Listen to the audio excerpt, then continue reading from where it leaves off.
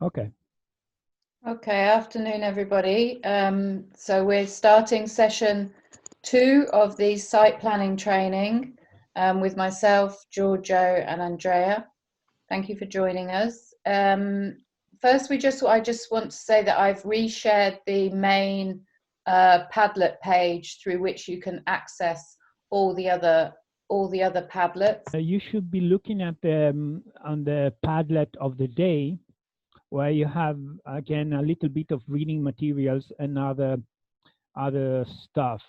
I just make a step back.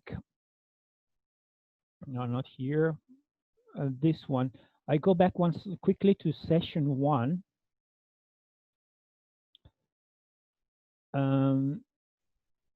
Just a second. Okay, I would like to take chance to ask you just a couple of questions.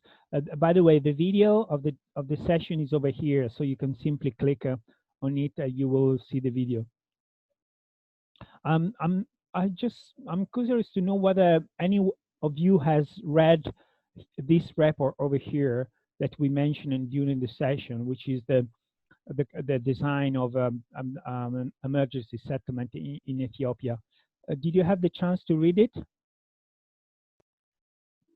No. No one? Well done.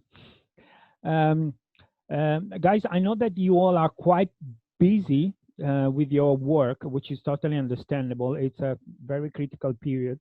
But I recommend you take a bit of time to read the documents that we propose to you. As you know, we have a session which is about all the readings. There is quite a lot of materials and documents to read. But if you really don't have time, just look at the readings of the day, which is better than nothing. Okay. Okay, now we are back to basically to the session 1. Here on the left side, you're gonna have some of the readings which are pertinent to the lessons of today. We have what's going to happen today, the program of the day, and then we have the PowerPoint presentation. Today we are going to focus we start to learn about the tools that can be used for proper site planning. And regarding of this, you have these 3 documents, which is basically understanding, for example, introduction to the mapping and GIS for humanitarian use. I have a question. Do you have an idea about what GIS is? Global Information System, Geographical Information System. You guys, do you know it? Even you can say yes and no in the chat if you like. Actually, all what I know is about the mapping and drawing maps. Okay, which is basically that.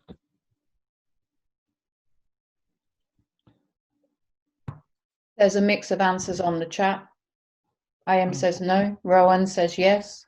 Mahmoud says no. Mohsen no. So generally no, but a couple of yeses. Okay, okay. Let's start with the presentation. So I hope that by the end of the presentation you will have an idea. We also gonna have a look about a short video about GIS. This is going to be much shorter than the first session. This is again the process to design an emergency settlement. This is session 2, and we are talking about assessment. But basically the question is, what do we assess? What do we have to check when we go into the field? You had the chance to see these slides even for the session 1s, because assessment is a comprehensive way of understanding or try to understand a specific context where you have to build an emergency settlement. And of course, if I look at the component, there are some of the components of the assessment which are mostly technical, which are those one: natural hazards, topography, availability of construction material, logistics, environment, soil, water source, This is, of course, those are definitely technical, but also there is a component which is as important as the technical one, which is related to something different, but which is interconnected with with the proper assessment. So maybe it's not the site planner, but there should be someone that verify whether the place is okay from a political and security perspective, whether it has proper accessibility, movement for the people, if the place is reachable, which kind of resources they have all around. And then there are some aspects which are related to the social component, legal and cultural issue, such as HLP. HLP, I presume you are all familiar with the acronym, Housing and Land and Property, which is related to the right to be able to build an emergency settlement. So you have to be sure, first of all, whether the land where you're going to design your settlement is free, you can use it. And this is absolutely, it might look easy, but it's very fundamental. All of this data over here, all this can be mapped, but in a way that can be very usable for your job. So, but what type of mapping basically do we need or we can use? And now we come to the knowledge, so clearing up the difference between CAD and GIS. CAD is meant for designing. It's a tool that basically and eventually use for design your settlement. But the preparation work is mostly done with the GIS, because GIS is meant for understanding. But we will go into that, so don't worry. You can stop me anytime because we are just a few, which is totally fine, but we will come back to the same concept more than once, so you might be able to understand better and better as soon we go on. So now I'm using some maps which have been developed with GIS tool. And through this one, we can say, what can we understand by this kind of mapping, at least over here at the big scale, at the macro and meso scale. Basically, you are looking at an IDP settlement, which was designed and created very close to the Mosul city during the military Mosul operation. And I mean, thanks to this kind of map in setting up an IDP settlement, particularly when the emergency is ongoing, it's very useful.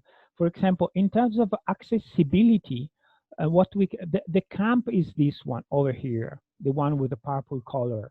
Okay, and first of all, I can see that the camp is quite close to Mosul city. It's close to the airport.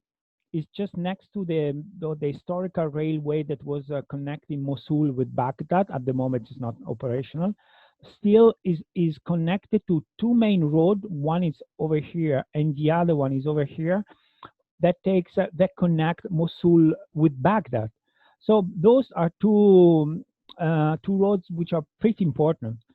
Over here, what we can notice is the dimension of the hosting village, which is basically as big as the settlement itself. And this is also another indication that can provide you an insight on the impact that such a settlement might have on the hosting community. Here, there are some industrial facility as well. We are very just next to the Tigris River, and as such, there are a lot of agricultural fields all along, while on the west part over here is a more desert zone. So this is basically, we can have an understanding where and in which kind of context we are going to design our camp. And this will have effect on our design, and maybe in deciding which kind of infrastructure are most useful considering the context. As I was saying, you can either survey water points where the people can get water, maybe by themselves. You can mark markets where people can get food on themselves, whether it's within an acceptable range. educational facilities, and hospital, basically, and much more. It really depends on what you're looking for, or what do you need. Um, just if you like, just by looking this photo, try to think what kind of information you might be able to collect, even because all of this data, thanks to this GIS software, are immediately available just by sitting in front of the computer, and you get connected to internet, and you can download different type of mapping with different value, with different indication, and as such you can collect precious information. Just throw it on the table. Just try to say what you could look for over here at this scale that might be important. Any chance I need to understand? You have an idea, guys? Just don't be shy. We have take the chance Yeah, to. as you said, George, we can see that there is a river near to the camp, and there's a main road going like to, or linking between Mosul and Baghdad, and there's a village which is the host village. So that's good in terms of socialism, you know. Indeed, it's important. I totally agree with you. Good point. Interaction between the hosting community and the new settlement, it's very, very important, which is can be based on conflict, which is bad, or can be based on cooperation. For example, by looking at this one, you might understand that you might try to create an infrastructure for the camp, which always is for the benefit of the hosting community, if you can afford to do that. But this is definitely important. Anyone else? Okay, no problem. We carry on. So now we have another question, the same question, but at different scale. If we go closer, like this one. There's a guy in the meeting room, Ahmad Barakat. For example, if we increase the scale of our analysis, an element we can immediately have a look is the use of the soil, what's going on around, whether there are industrial facility, agriculture, or whatsoever. And then we can understand the elevation, the contours, and this can give an indication how we can start shaping our settlement based on the contour lines. The surroundings, what there is all around our settlement. All of these are elements that we can grasp by looking, by analyzing the data that we can collect thanks to this GIS software. For example, another might be the best position for an infrastructure for the benefit of the camp itself and maybe the nearby community. Okay. Is that just to have a look at the photo, guys, and tell me if you think that we might grasp some other indication just by looking what we can see.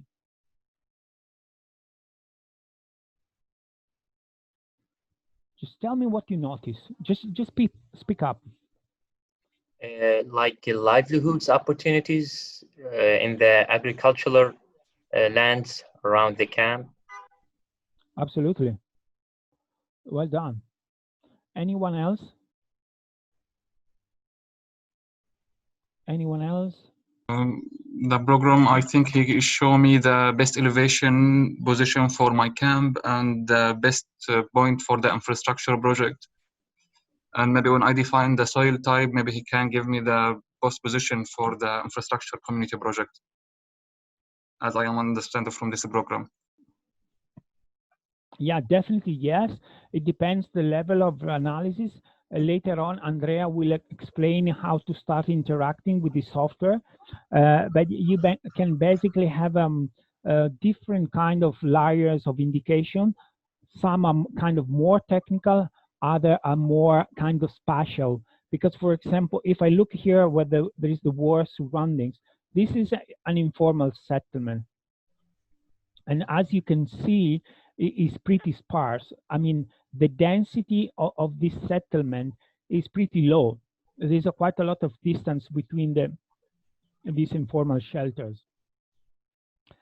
This morning, someone was making us notice that basically it seems that all these shelters, despite they are informal, they are very well organized according to the contour lines. Another element we might grasp is that over here with our settlement, unfortunately, we're going to have a high concentration of people in a condition which is pretty spaced, because both the informal settlement and the surrounding village are kind of spaced. There is no concentration of buildings and structures over here. Here on the left side, I have a road. This might be the main access of our settlement. Also, if I look at this village over here, I might assume that there is no communal space, because there is no city center. There is no place where the people can gather for social purposes or any other purposes. So just, for example, in designing my camp, I can offer this opportunity. Creating a zone can be have a social component where the people can gather, establish social bonds and everything, and might be at the services both of the camp and the surrounding. Maybe because we put a certain type of facility that could be helpful for anyone. So, and of course, we might find that the best place, as somebody was mentioning, where to place a water tank. Perhaps it's over here, north, outside the camp. But we can build up our facility over here, for example, a water tank, and maybe to provide additional water even to the existing village, for the benefit of both, to avoid conflict between this community of the IDPs and the hosting community. So that's why Giorgio, there is a note on the chat. IAM says the secondary road between the settlement and the main road is not eligible for transportation. Yeah, it could be. That's definitely could be. So because over here, of course, this road seems okay to transport basically anything, but the road, the path to go might be easier walking, but might be complicated with vehicles. Definitely, this is definitely a good point.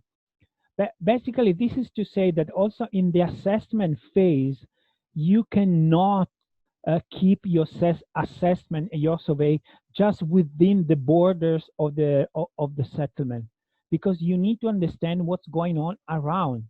Later on, Andrea will show you how to make watersheds, which are very important. It's a very important technical component, but you need to know what's going on, what is happening all around in terms of elevation, in terms of contour line, in terms of urban setting. This is definitely very important.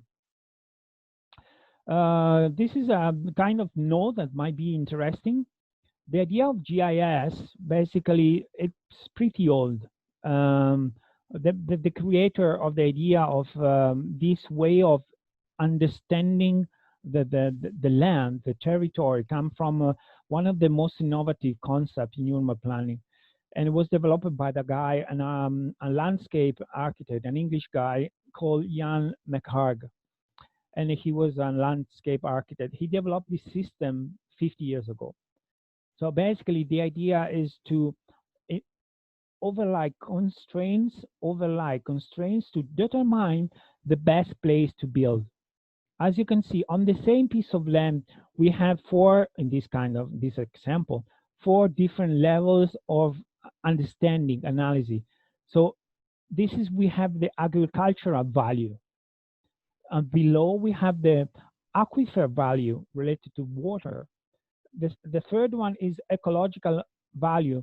By overlapping all of them, we will have a leftover of land which is not interested by any of those on the top, and as such might be the best place, for example, to build an infrastructure such as a road, without jeopardizing, without ruining the agricultural value or the aquifer value or the ecological value.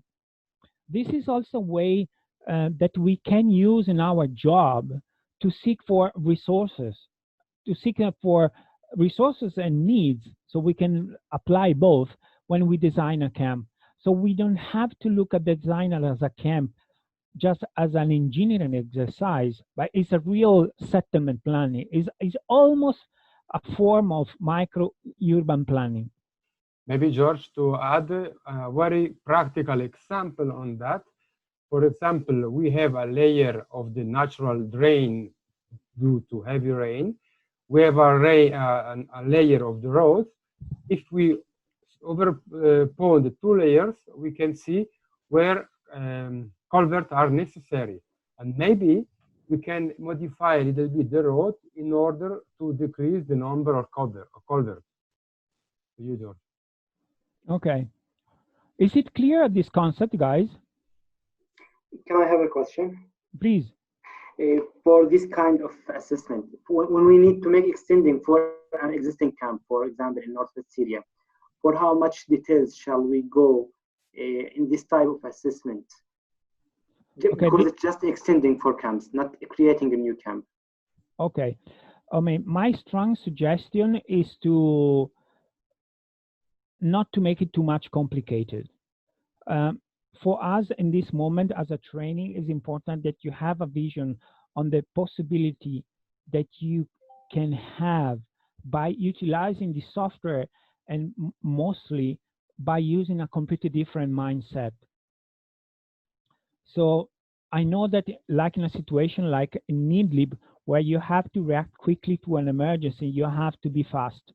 Nevertheless, you might take the chance just to analyze a little bit of the surrounding, the minimum, to understand what you have all around.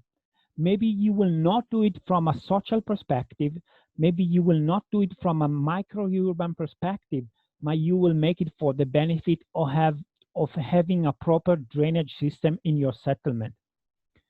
Because if I go back here, if I don't know in terms of what is going to happen when there is heavy rain, I cannot finish my analysis on the border, on the edge of the camp. I have to go all around to see whether on this valley over here, I have the chance that my settlement will be affected by the rain pouring also outside the camp. So this is just to quote an example. You might just simply look in this camp and decide, instead of have the public facility on this corner, you might decide to have it here because it's closer to the village, so the people can have a better access. They feel less shy to use it together with the IDPs, because otherwise here they have to move around, while if you place it here, could be a benefit for both. So it's really up to you to decide the level of complexity that you want to put in your analysis.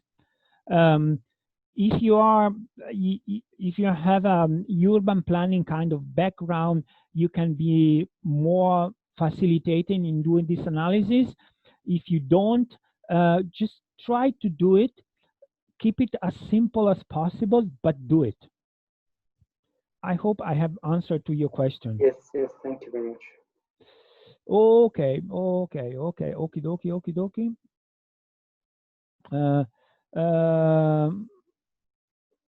Okay, so I go to the next slides. So this is to say that site planning, good site planning, means basically planning by understanding. Not by, when we do site planning, we don't have to rush immediately to start designing our settlement without having understood a bit where this settlement is going to be placed, where are the resources of this settlement. In fact, planning by understanding what? The place, as I was saying, that where we are building the settlement, what there is around, okay? This will also help us to kind of minimize the look of certain camps that they look like military camps. Maybe by incorporating some of the elements of the place we might be able to design something which is more kind of open to interact with the surrounding. And then we have to understand the needs, which can be very basic. Like, for example, where to properly lay a drainage system, where to properly place a water tower, or perhaps a child-friendly space. This is definitely important. So look always at the surrounding to decide where to place this infrastructure. And last but not least, the resources, guys. I mean, I am convinced that more or less in every place we work, there are resources, either in the form of water point, in the forms of good position for water reservoir, for cultivation, for triggering relation with the surrounding communities, but any land has, as such, has resources. It's important for us that we capture these resources. For example, if I go back here, sorry, just jumping back over here. So just to give you a hint, from this scale, one of the activities that we decided to implement quite a lot over here was agriculture for IDPs. IDPs here were residing here for many months and over the seasons. So due to that, we were close to a community which was already very well engaged in agricultural activity. Because of the position, we could transfer this resource into the camp and outside. So it was also an occasion, this was kind of ideal, of the people for income generation or self-sustainable. So that's why it's important to analyze what you have around as a site planner, because the assessment phase is a kind of multidisciplinary task, and it should be done as a team, as a team. So I think we are done regarding the presentation. For now, thanks. You have any questions specifically? Then we have something to show you. Oh, thank you. Okay, that's okay, guys. Now we're gonna see a short video which is was done. It's available on the internet regarding what is GIS. It's just a 3 minutes video. We can have a look at it. Just hold on. What is GIS? GIS stands for Geographical Information System. Simply put, GIS is a business information management system that helps us capture, analyze, and present spatial information on a map. GIS allows us to make better decisions using geography. What can GIS do for you? Every day, millions of decisions are powered by GIS. Retailers use GIS to pinpoint the best locations for new stores and stock items that match local customers' needs. GIS is used by the conservation organisations to predict the likely consequences of global warming. Utilities organisations use GIS to respond promptly and efficiently to reported power outages. Police forces use GIS to discover patterns in criminal activity and plan operations much more strategically. Resulting patterns and trends can then be seen on a digital map, much easier than viewing the data on spreadsheets. How does a GIS work?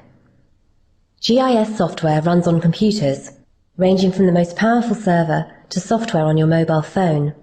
In a GIS, information about the real world is stored as a collection of thematic layers linked by geography. Each layer contains similar features, such as streets or rivers. People can then analyze geographic data using GIS tools and visualize geographic data as maps, graphs, or charts. Patterns and trends can easily be identified, so information that was previously buried in a spreadsheet now comes to life. Let me give you some examples. Retailers like Nike and Levi Strauss use GIS to avoid making costly mistakes when opening new retail locations. The Department of the Environment uses GIS to manage conservation in our national parks, maintain the biodiversity of our landscape, and preserve our national monuments and sites of architectural heritage. GIS helps the Department of Education to make sure they provide the right number of school places for children in the right locations.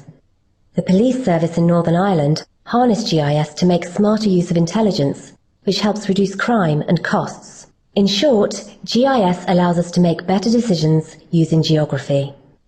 Complex analysis is made simple, and decisions become clear. At Esri Ireland, our business is built on the belief that knowing where things happen matters to your business. Maps make sense, and using them, we can help you make sense of your geographic information. To find out how maps can make sense for you or your organisation, contact us at mapsmakesense@esri-ireland.ie. Okay. You will see here on the Padlet that you have an example of what NGOs do with GIS, and there is a small report, short report about a study that Oxfam did in a place in Africa using GIS system. I suggest, unless you have any particular question, we can take a pause for 5-10 minutes just to break a little bit. Okay, start again. Now what I'm going to do is trying to make more practical or more realistic what George was explaining before. Just first starting for the understanding of the global situation and going into detail. I will be actually quick and short, but tomorrow we will have time to work in smaller groups on a practical example. Okay, situation is following. Let's assume that we have a team of engineers of our organization deployed in Syria. They have identified a site. They have a good technicians with them, even a total station, and they send us a map, and they tell us, okay, this is our site. It's beautiful. It's perfect. We have the permission to do and everything. Okay, fine. We got a DXIF document. It could also be a few points on Google Earth. It doesn't matter. But we have something that we receive from them. But just, let's say, just the area that they have identified. I go out here, okay. Now, how we should proceed? First of all, we should georeference this location. How to do it? Andrea, yes? If you can share the screen. I forgot to share the screen. Okay. Sorry for that. Okay. I thought it was a delay because of the web, but then I totally forgot to share the screen. Okay. Okay. Now I want to share the right screen. Thank you. Okay. Sorry. Now you have my screen. Can you see my screen? Yeah. For me, yes. Mm-hmm. Okay, perfect. Now I start again for the third time. Hopefully this time is fine. I open AutoCAD. Okay. Okay, our team in Idlib sent us this AutoCAD file. It's actually a small area recorded or measured with the total station. They are very proud, and they tell us we have all the details. We can start develop this area. Fine, I say, but first of all, we have to look what is around on that and how to proceed. I close AutoCAD and I open Global Mapper. It's here. Okay, since we are working with two types of software, GIS software and AutoCAD software, we need to be sure that those two software coordinate properly with the right projection. AutoCAD is an extremely precise software, while GIS software is less precise. AutoCAD works in meter or feet, and GIS, per default, they work in degrees. So we have to change the setting of our GIS software in order that it will be able to coordinate with AutoCAD. It means we need to give to the GIS software metric coordinates. Before starting any type of drawing, we have to assure that our GIS software has metric coordinates. So go to Tools, Configures, Projection, And here you can find the projection. Metric projection, in this case, UTM 37 north. Why? I will not explain you why, but I will refer you to a tutorial. I show the tutorial that I did few days ago, where the projection is explained. It's a few minutes tutorial. If you go under resources in the Padlet,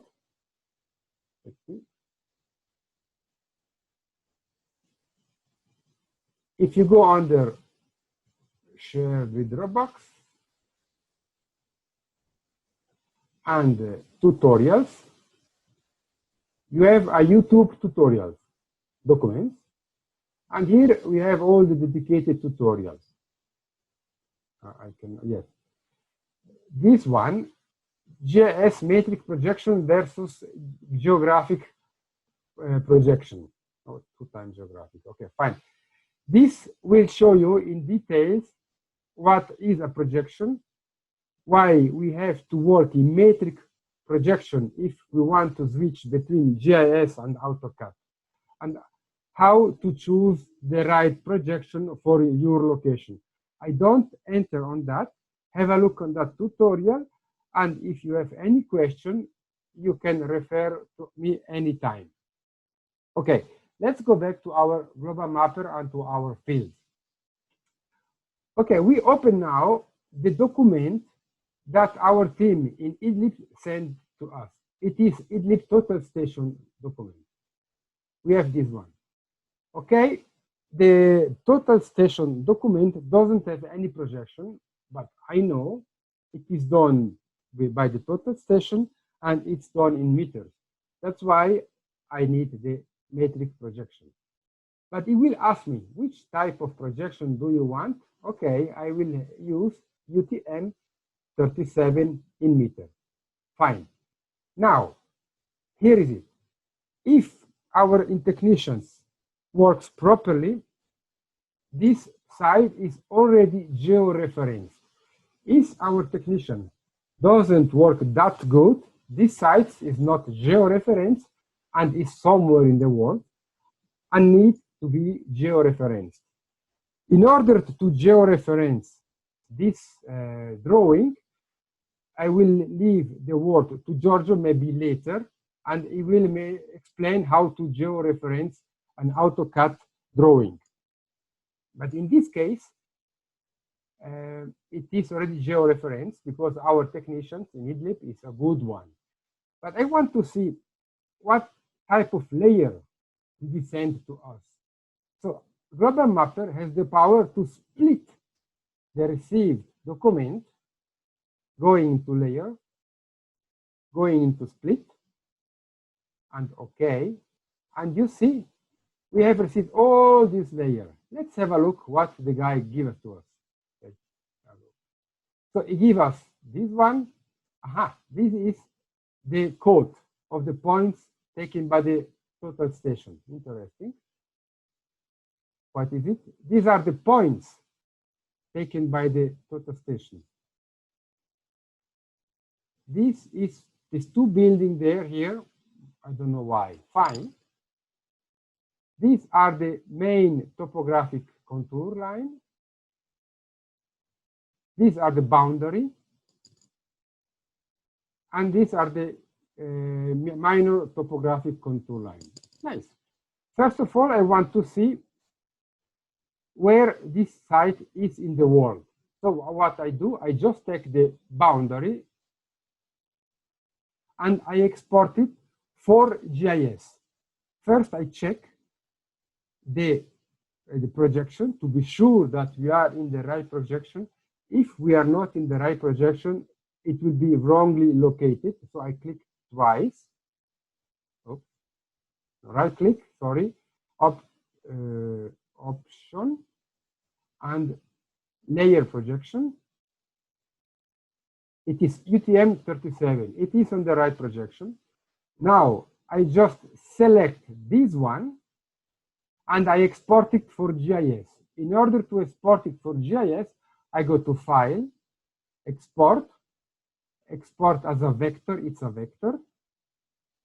I take the typical GIS extension, which is shapefile. Shapefile, you can see, I hope. I click OK. It will tell me it's a line, where to export. Idlib shape, Idlib site boundary. Idlib boundary. Boundary. Okay, fine. Now I have it.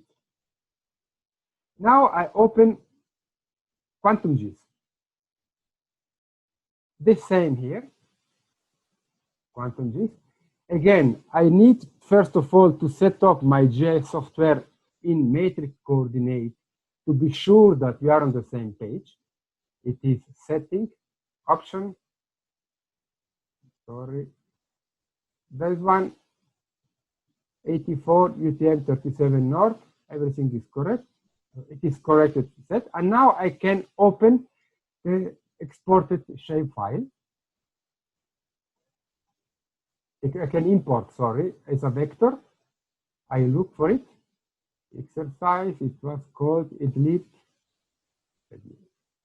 boundary shape. This one. Add. Okay, here is it. Now I can see where we are. I just go on this layer. On the browser, you have X, Y, Z tiles, and I take hybrid. Hybrid is like Google Earth with names. And I see, we are here. I don't see anymore my site because it's a tiny line. So I do it big so that it is visible, like that, for example. Okay. And okay, that's our site. Now I see, okay, I can start to see that we are in the Idlib governorate. It's important for our report. I can start to see that we are close south of Sarmada and we are north of Batabo. On my report, I can start to write that we are sorry, here. We are around here, 5 kilometers south of Samadhi. I can see that we are around, let's again take this one, 4 kilometers north of, what is the village? Batabo. So I start to get the first indication, which are very important for my reporting, because I have to explain to the donor where is the site. Then I go closer, I might find here, okay, here I have supermarket, fuel station, interesting. I have schools. I can see a little bit around what is the hosting. I know here there is a school. Okay, they definitely have to go to Samada and see the education department, how it is, can we use their facility. I have to see if there is a hospital, a health center, can we use the health center. I have to see around our settlement, what is there and what can we do, what can we use on the where, okay, here, or what can we not use. Then we can see the road, the access road, we can see other settlement. We can really get a lot of information. We can also have other information, satellite, it's the same. But theoretically, in one tutorial, I will show you later during these 2 weeks how we can see sentinel analysis, soil condition, and other information, all through this software. But more important are now also the digital elevation model. For that, we go back to our global mapper. It's here. Our team in Idlib did a good job. They did with the total station, they took all the points as far as I remember. Now these are the quotes. Those are the points. Each point has a quote. And we can take this one and see, for example, this point here has an elevation of 89.66 meters. So those are all elevation points. It means out of those points, I can produce a digital elevation model. It is extremely simple with this software. Just display the point, go on Analyze, create elevation grid, and select the point only. Here it is. Here we have now the digital elevation model of our site only based on the total station. Why I do that? Because with this one, I can easily produce the contour line. Let's produce the contour line. Go to Analyze, generate contour. I generate the contour from the total station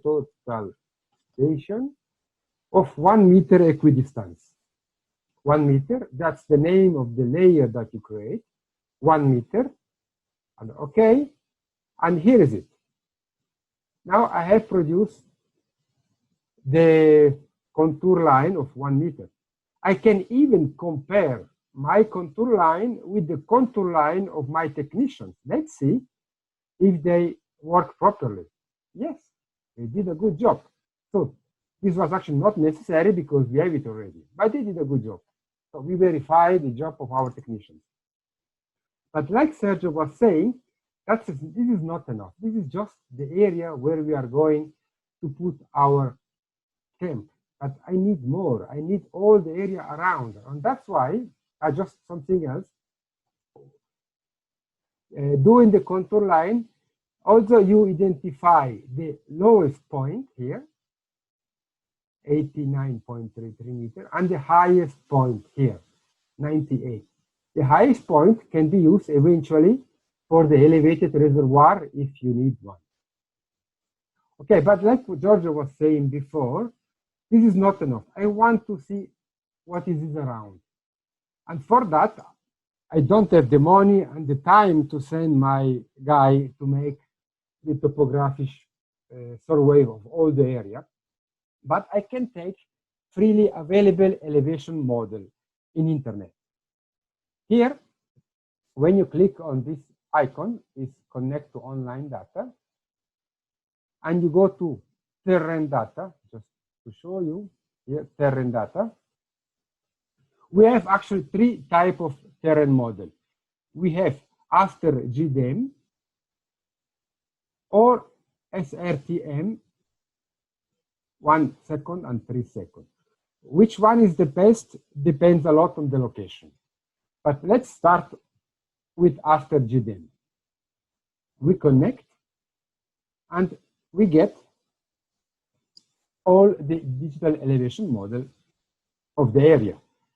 Now, but like you see, is not just limited our camp, but all around. Let's do now the contour line of everything, and let's see how good it matches with the precise contour line of our guy. Again, same exercise, analyze, generate contours. This time is not the total station, but it's after. Still 1 meter equidistance. That's the name of the layer. I write 1 meter, and I go to OK. And I do the contour line. Fine. Now I take out this one, and I go back to my area to see how good it matches with our survey. You see you have the precise contour line of our guy, and you have the estimated contour line of freely available digital terrain model. It is not precise, but it gives an idea and it matches a little bit. Let's see how it looks with the other digital terrain model, with the SRTM. Again, same exercise. I take away everything except the boundary. Okay? Here, connect to the online. I SRTM 1 arc-second. Connect. Voila. Same exercise. Analyze. Generate contour. This time it's SRTM. SRTM. 1 meter equidistance. 1 meter. Okay, I have this one. Let's see again. Let's go back to our site. We have this one. Let's compare with the contour line of our. What is better? I would say, I would prefer in this case, looks kind of better, the contour line generated with after GDEM. Okay, I take this one as that. Why I do that? Because now I want to do the watershed analysis. What is the watershed analysis? Watershed analysis shows you where the rainwater will run in case of heavy rain. And why do I need this to know that? Because I don't want to put tents in the middle of a river. I don't want to put roads in the middle of a river. And I want to avoid many culverts. That's why I do the watershed analysis. First, I do the watershed analysis only for the digital elevation model done with the total station. Let's see what happens. Analyze, generate watershed. I write watershed total station, string content, and then I go like that. Let's see. I see here plenty of small rivers are generated, too many. We are not going to make so many drainage. Why it happens? Because I was wrong with the parameters. Now we do it again with better parameters. Is it total station? This one. Analyze. Watershed. This time I don't put 10, but I will put 100 as cell count. Cell count is actually the size of the watershed area. 100. Let's see how it looks like. Okay. It looks much better now. Definitely, I will have the main water going this way. But of course, since I don't know what is this outside, I have no idea at this point where it's coming from. If I have on the top or on the bottom a lot of water, it might come inside, but I don't know because I don't have the elevation model. That's why I do the same exercise, but with the after GDEM digital elevation model. This one. Let's do it again. Okay, we have it. Again, analyze watershed. This time is not the total station, but the aster.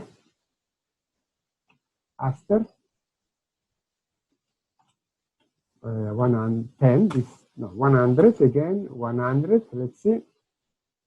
Ta-tam. Okay, now I see.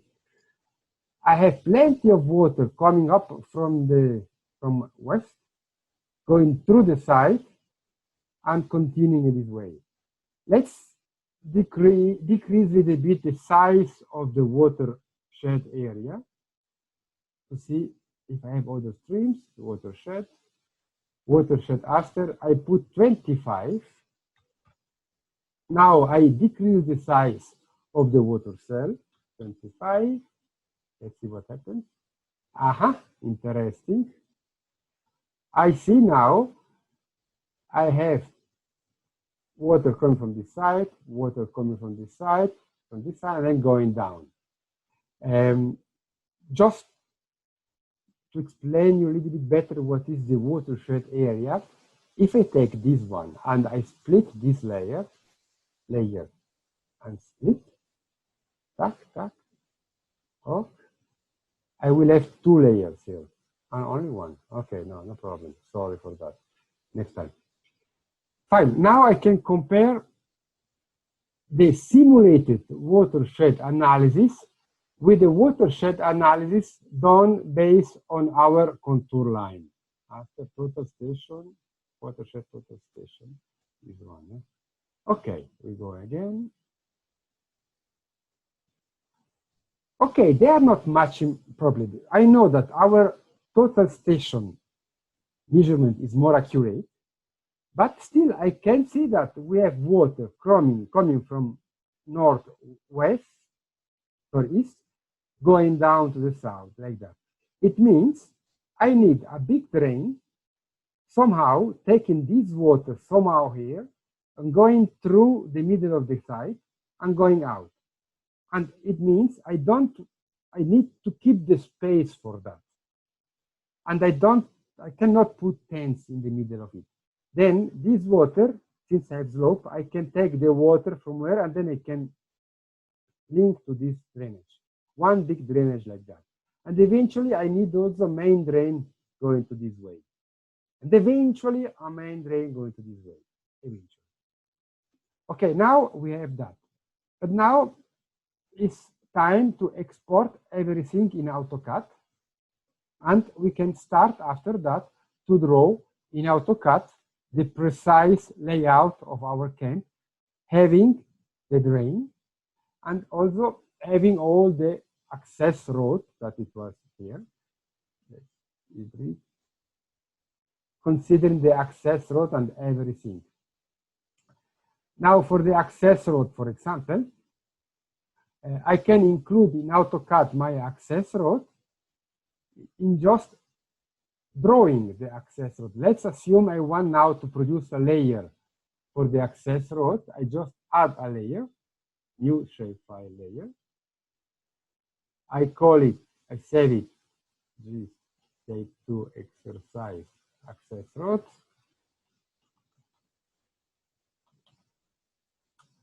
It's a line layer. Okay, and now I can start to draw the access road. Oh, sorry, a mistake here. The access road might be, for example, from here. No, from here, from this way. This access road will also be included in the AutoCAD up to here. Okay, now I have it, I save it. Okay. Okay, now go back to Global Matter. I can include the access road. In Global Matter, I include the access road shape. Okay, that's the access road. Now, all these can be exported in AutoCAD format. Let's assume I want to export only the access road. Sorry. Okay, I go here, export,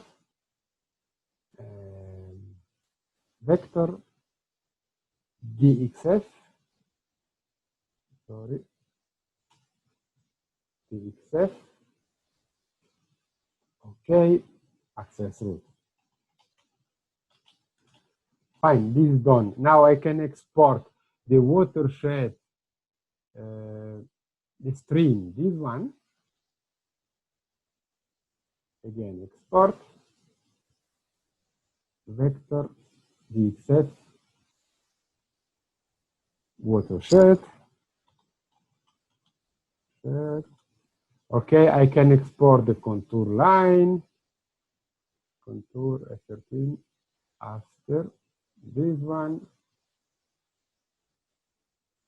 Export vector DXF contour line.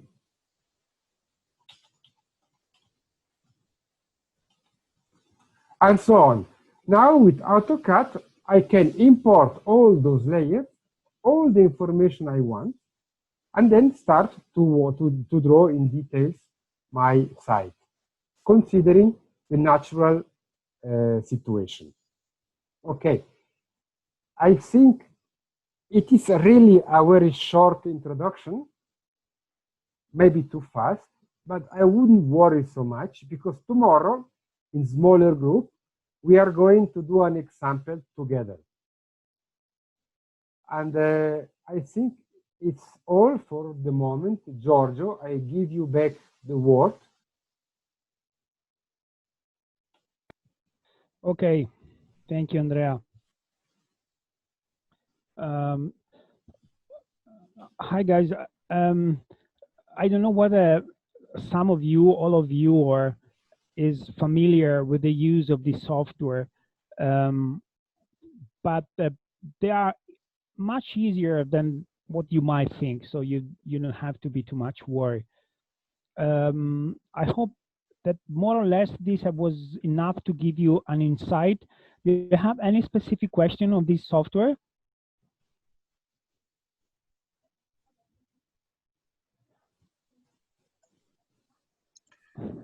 No. Yeah? No. Okay. For me, no. I don't know for my colleague. Okay. You guys, do you use AutoCAD? Are you used to use AutoCAD? For AutoCAD, yes, Yeah. but for GIS or global mapper, no. Okay, but I mean, Andrea, okay, if you don't mind, for example, I will share my screen now. Yes, I leave it to you. Okay. So the point is this one, guys, because when you will start to design a real settlement, I mean, in a more kind of complex way, probably you will need to be able to use this kind of software if you want to expand your analysis and the complexity of your design. Also, this software are useful for other kind of purposes. I show you one. Just let me share the screen. Okay. Okay. For example, when you start using this software, you are capable to create different kind of files. Some of them are easy to share, particularly with non-technical personnel, like this one. I was making some drafts to show you. For example, I have designed in a camp. After having completed the design, I transfer all the design as a KMZ file, which is this one. This can be easily done with the global mapper, and then is a file that everybody can look at using Google Earth. So if I simply double click on the file and you send this file to any of your colleagues or counterpart or donors, I hope you can see the imagination, my screen properly. Basically, so you send the file, the guy can. Okay, now hold on a second. I show you from scratch, which is more, my Google Earth was already open. So again, I double click, you have sent the file to your colleague, to your donor, whatsoever. And the receiver, by simply double clicking twice, he has a perfect animation where your design is. Okay. In this case, it's the same location that Andrea was suggesting you. So you understand that even having here in Google Earth, which is probably the easiest GIS tool ever, because most of its functionalities are for free. So you can explore the site very easily. Okay. You can expand it. Of course, you can go closer. You can have an overview of the surrounding hills. You can have almost it's almost like being there. And if you're good enough, you can actually, this is a 2D dimension, but you can actually import the building itself, the shelters. So you see the shape of the shelters in your drawing. So you can reach a level of sophistication for the benefit of a good sub-planning as really, I mean, it's the possibility are enormous. Yes. So, please, Andrea. Yes, and Global Mapper is just the tool that can convert all these different formats from AutoCAD to Google Earth to GIS, and that's why it is a very powerful, and it does in a very simple way all the terrain analysis, starting from flooding analysis, slope analysis, and like you have seen, watershed analysis and contour line. Okay, just to give you an example, probably in working in a small scale settlement like those one in Idlib, because the dimension of the settlement, it seems to me that pretty small, because we are talking a limited number of families, and you might use AutoCAD when you have to realize, start the physical construction of the settlement itself, because probably you will give your drawings to the company in charge for the construction of the camp, and they will do all the alignments, all the works that they have down on the ground. But if, for instance, I look at the, sorry, not this one. Are you still looking at my screen? Yes, yes. No. No? Okay, sorry. Okay, it should be okay now. Just to make you an example, I'm going back to session 1. I don't know whether I know you told me you didn't read this document, but you should. For example, this settlement over here, we are talking about a huge settlement. Is a 12 square kilometers. Is a really big one. I try to go closer.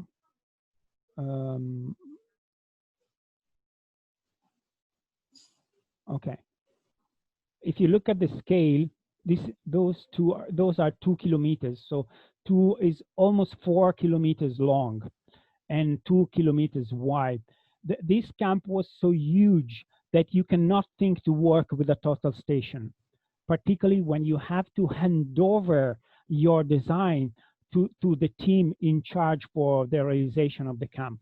So it was much more efficient for us to provide them the GIS data, like in a KMZ file, so that the people on the ground were loading the data into GPS devices so they could see on screen precisely where they were according to the block, the community, the infrastructure. So they knew exactly where to put the peg for start building the new health facility just by looking at the GPS device. What I can say, can we use a CAD for understanding? Probably not. I mean, depends on the CAD. If there are CADs which are kind of sophisticated, but basically not.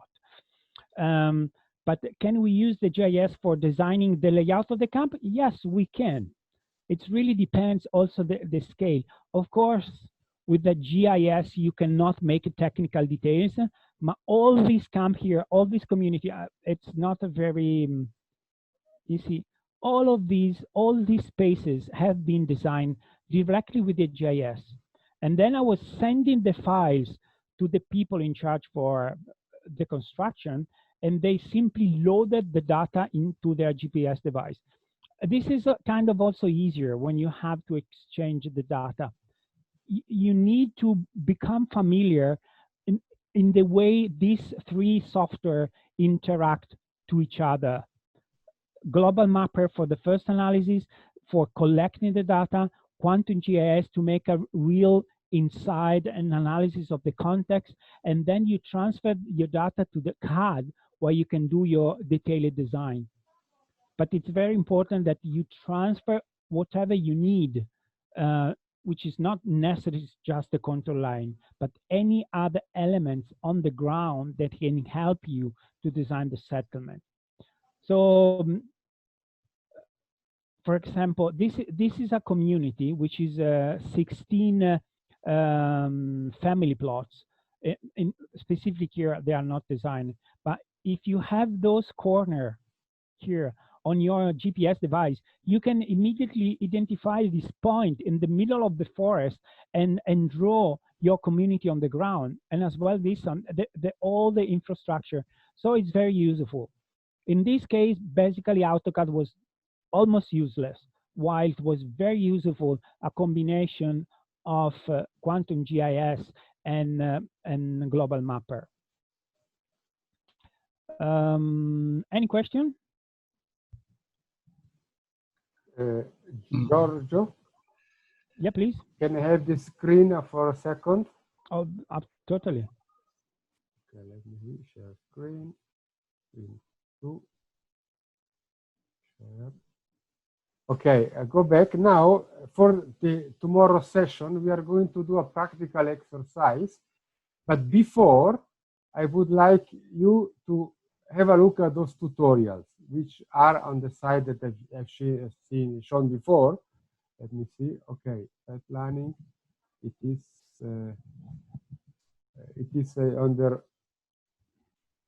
under site planning training links. No, what is tutorials and YouTube tutorials. I would advise you to see those tutorials. They are really short, no more than 5 minutes. The first one shows you how to make digital terrain model out of points taken from the total station. The other one shows you how to do the watersheds, and it includes as well some parameters.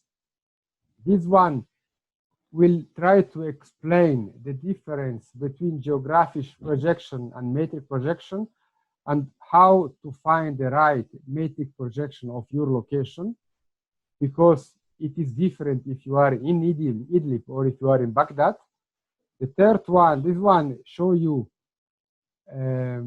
how to make digital terrain model and why it's important. This is for Quantum GIS. In Quantum GIS, it's an open source free software. When you open it, you don't have automatically online imagery. You have to install it.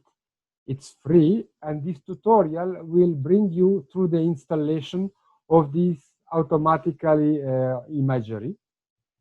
And the last one is how to make contour line, but this includes as well the parameters and options. I said again, it's a short tutorial. Go through it before the exercise of tomorrow. It will simplify a lot the work of tomorrow.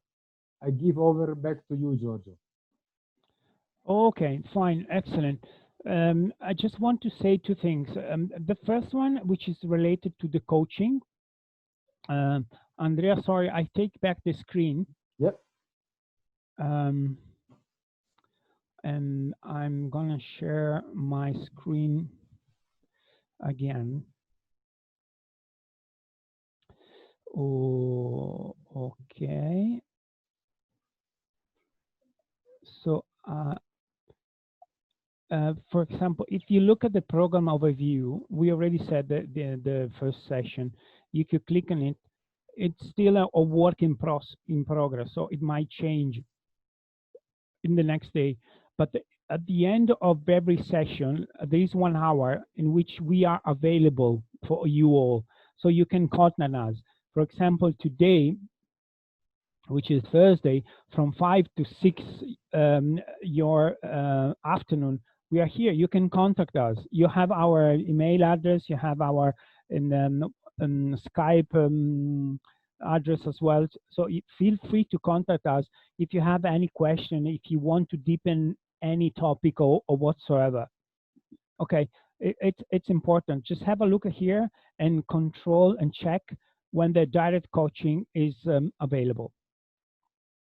The session of the tomorrow session, we are going to, at least we try, to have a more interactive session.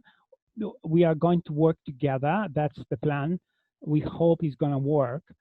Basically, since we cannot be in the same room, but we can share, basically we can share the screen, and thanks to Zoom, we can split into different virtual rooms. So the idea is to make a try now, for example, if we're gonna have 2 rooms, one room will be followed by Andrea and the other one will be followed by me.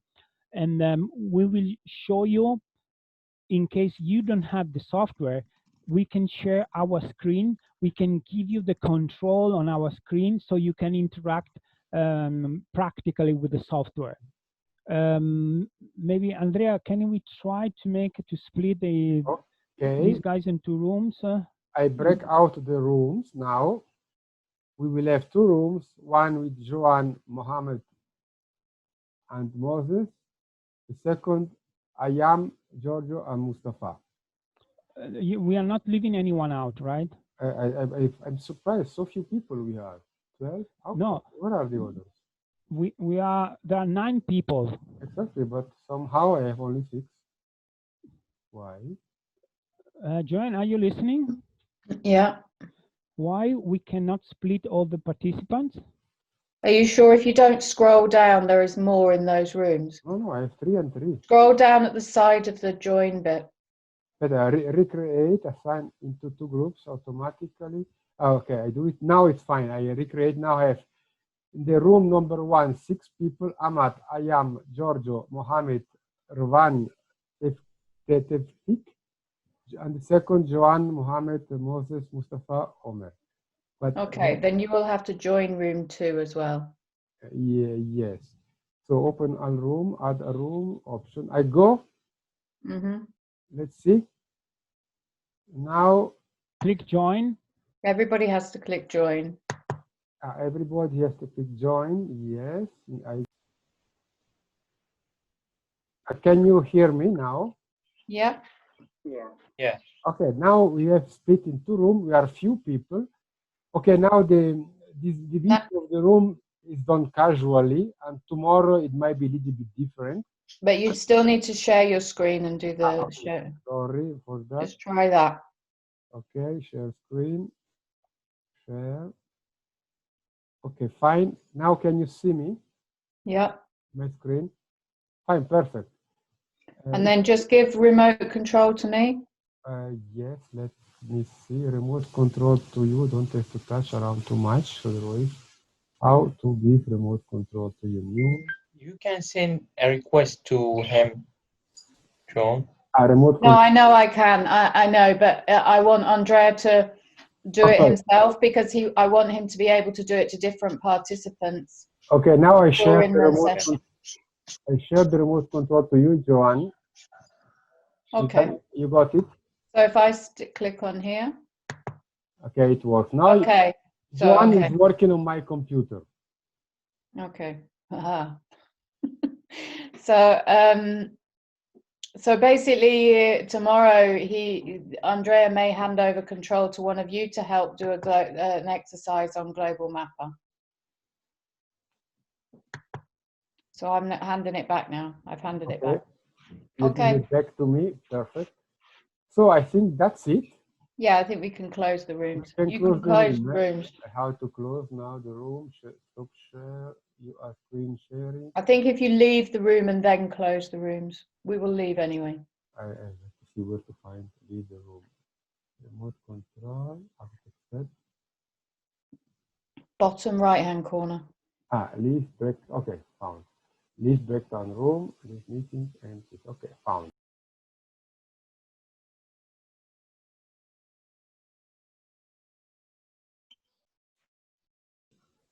Are we back now? Yeah, I'm here actually, but yeah, our room is here. Now we are in a room, or you are in the main classroom? No, we are in the main classroom. We are in the main classroom. Okay, fine. So it works somehow. So for tomorrow, can you give us the name of the software or the version so we can download it to our yes, I mean, I can do it. Wait a second. Okay, now how it works again? No.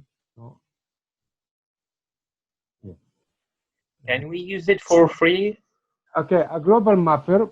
It's not for free. You have a trial version of 15 days. But on the usual way, you can find a functioning version.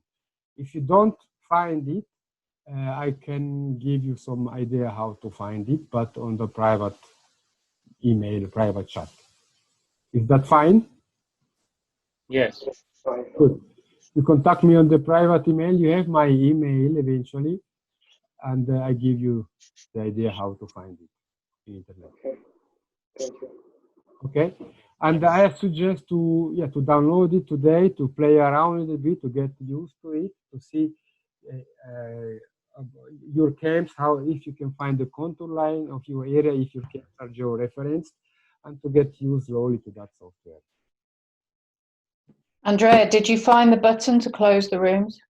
I think I am out of the room, no? No, you are, but you as controller have to close the rooms. So you go into breakout rooms. Okay, found, yes. And then close all rooms. Found, yes. Otherwise, they'll be there forever. Okay, now in 55 seconds, it will be closed. Okay. Okay.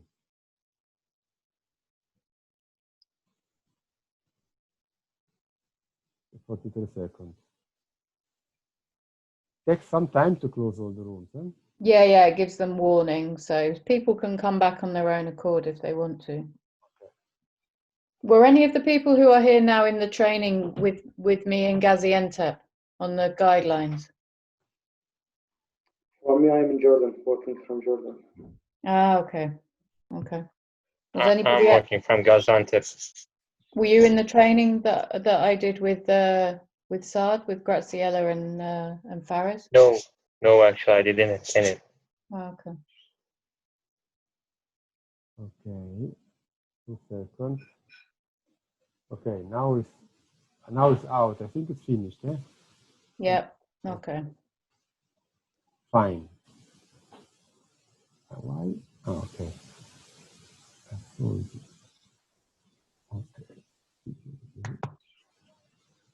Okay. Now I see. So it's good when we can see people. Yeah, it looks. It's not human. It's nicer. You know who you're talking to. No, I asked my guys to show their faces, so they did, and the line was pretty okay. We might make a try also with the others, Omer, Mahmoud, Ahmad. Oh, excellent. Okay, nice. Oh, finally, that's much better. There are humans in the other Is side. it better? It's warmer now. Okay. Good. Okay, I think it's kind of working quite okay. So basically, tomorrow we make a try to work in this way. So we will be all together. We will try to start from scratch. So in a way, we will find some GPS points which are going to be our reference to Open Global Mapper, or either we can start with Global Mapper anyway. Or we might start from Quantum GIS as well. So this is, we hope it's going to work tomorrow, so you will have to be patient a little bit, but I think it might work. So by the end of, we're gonna have these 2 hours. By the end of these 2 hours, we might be able to have identified a plot of land on ground. We might have been able to map it, to make the watershed analysis, the stream analysis, and to move from Global Mapper to Quantum GIS and AutoCAD. This is the main goal. Okay? Okay, thank you for your time. Okay, we are a little bit ahead of schedule, actually, which is not bad. Okay, maybe, George, I have a request. Maybe some of those people have the drawing in AutoCAD already, but it's not geo-reference. Would it be possible for you to show how to geo-reference an AutoCAD drawing? That's for sure. Okay. Generally speaking, when you make a drawing with a, for example, with the total station, you make the survey, and then you transfer the survey to a software which elaborate the data and transform the data into a drawing. That's correct? Say yes, say no. Okay, follow me. Okay.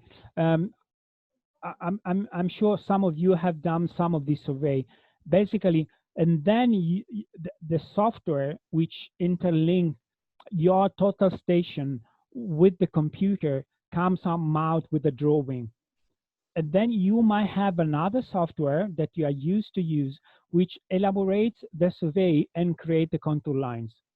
And then physically you have a DWG design drawing or a DXF drawing. That's correct? Okay.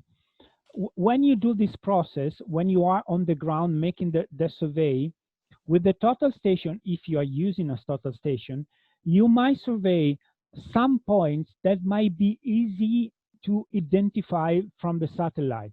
For example, the corners of 2 or 3 buildings, possibly, not less than 2, obviously, but at least 3 or 4. Okay, I could actually, because it might take a little while for me to open AutoCAD because my computer is, but I can do that. So you know how to align a drawing in AutoCAD. There is a command which is called align, correct? Okay, so what do you do? When you have done your analysis, for example, with, just give me a little bit of time. I'm waiting for the software to open.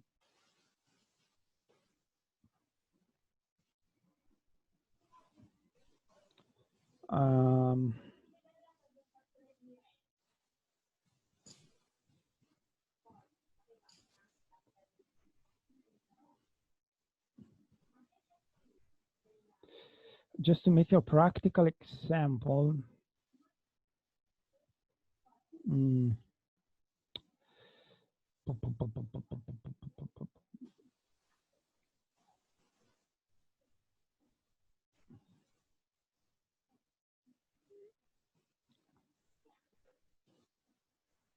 Okay, now I'm sharing my screen.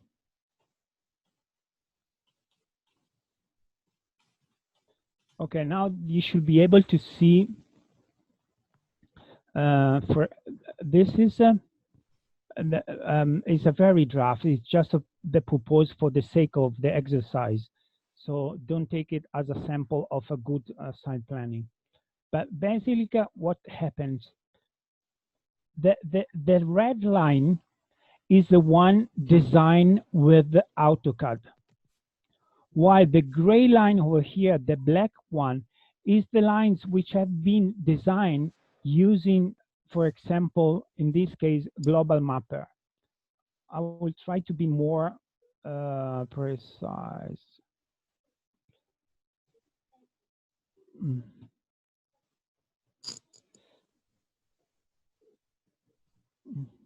Meanwhile, I just want to tell you that I'm recording. Everyone agrees that your face is going to be recorded. If not, please switch off the camera. Okay. Fine. And they are all nice looking, so I don't see the reason why not. Allora.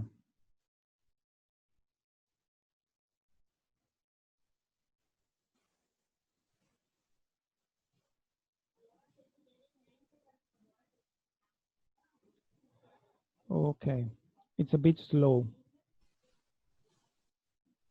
Sorry, be patient, but my computer is a little bit slow. Okay.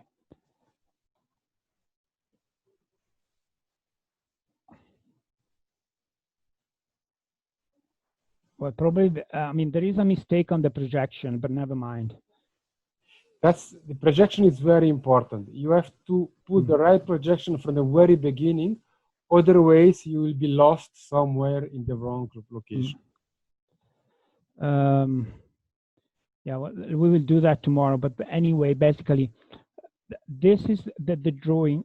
For example, those were designed using satellite imagery with the GIS software. And then I export them as a DXF file. And for sure, that is XF file is geo-referenced.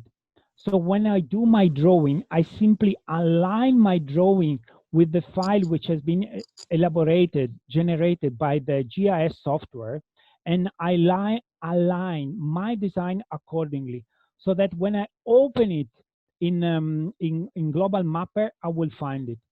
So, but we will see that easily tomorrow. It's better if I erase this one because there is a mistake on with the projection. Eventually, you can show it tomorrow morning before we split into Yeah. days. Well, I will show you properly tomorrow morning. Because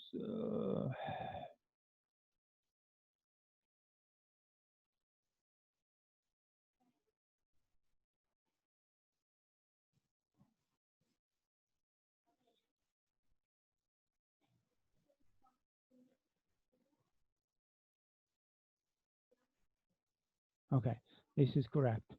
This is the. So for example, if I go to where is it?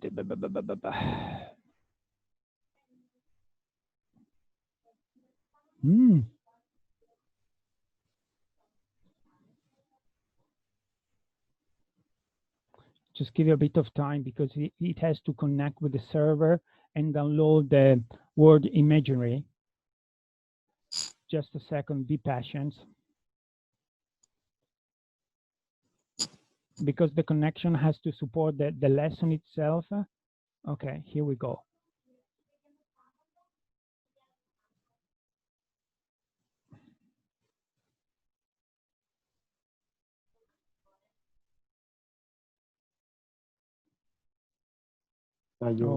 Your word imagery is on the top.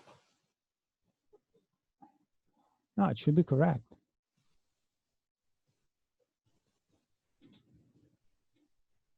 Okay, here we go. So basically, you see the building over here on the north. So when I am on the ground with the total station, for example, and have sorry, I have my total station here, I can survey the corners of these buildings, this one, maybe another building, any other element on the ground, which I can see from the satellite imagery. So I simply redesign those using, like, for example, this one. I start design. This is my building. I'm just doing it quickly.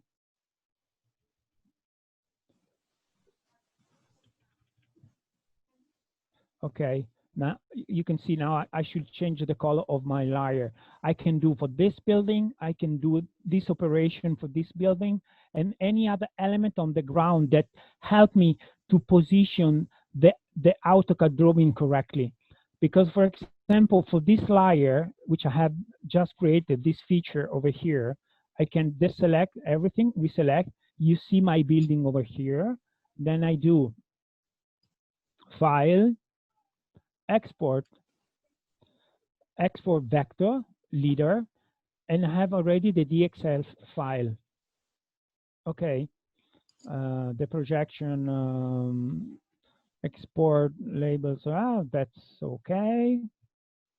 And I make a new folder and I call it training, and I call it again 111. So if I go in GIS training,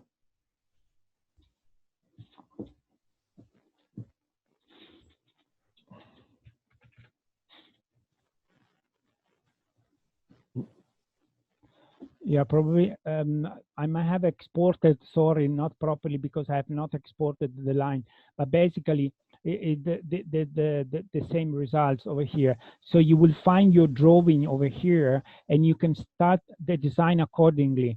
And then you will import, because if I do a line like this one, which is my new settlement, and I save it, like a training 1-1.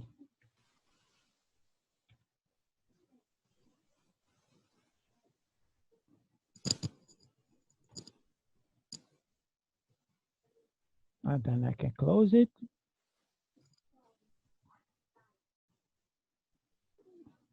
So if everything, whoops, works as it should,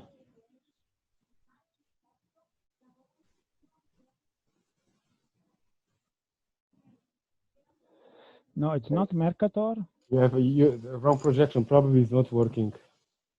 Yeah, probably is UTM, correct? UTM for 37 north.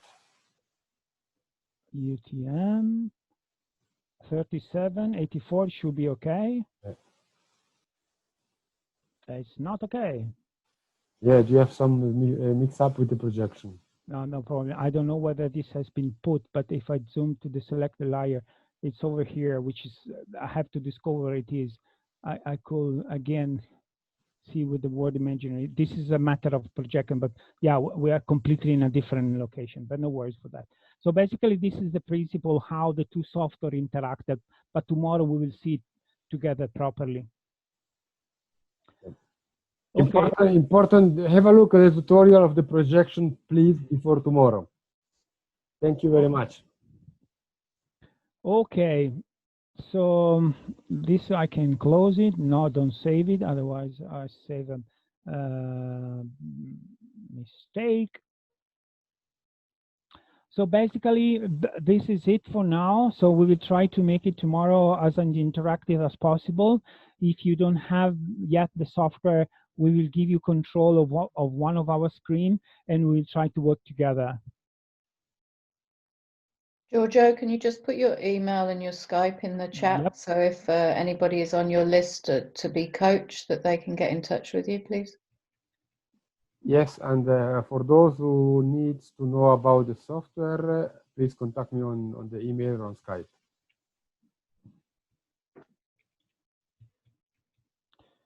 Thank you very much. This is Skype, my Skype name. Yep, it's correct. I think more or less that's it. If you have anything to share, you're super welcome. Or always perfectly clear. Good. Thank you. Okay, I hope it was not too much boring. I hope you enjoyed it. And I'll see you tomorrow. Thank you. Thanks. Thanks, Giorgio. See you tomorrow. Bye-bye. Thank you. Ciao, See you ciao. tomorrow. See you. Bye. Bye-bye.